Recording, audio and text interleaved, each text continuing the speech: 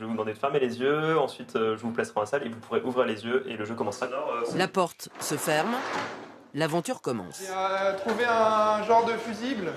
Tout ce que les joueurs savent, c'est qu'ils sont mécaniciens sur le Titanic, enfermés dans la salle des machines. Ok, super, c'est ça ou pas? Le navire coule, ils ont 60 minutes pour trouver les clés des cadenas et résoudre des énigmes. On a des messages, attends Jérém.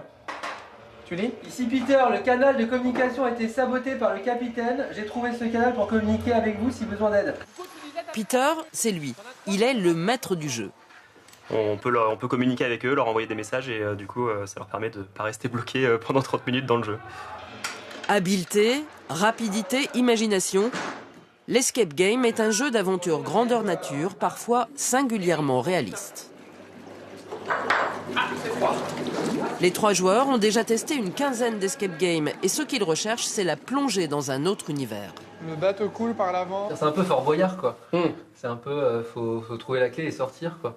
Je sais pas. Ça. Et avec le son, là pour le coup, avec l'eau qui monte, on se met vraiment dans le bain du Titanic et on se dit qu'on est vraiment des mécaniciens et qu'on va vraiment finir à couler dans l'Atlantique à moins de 2 degrés, quoi.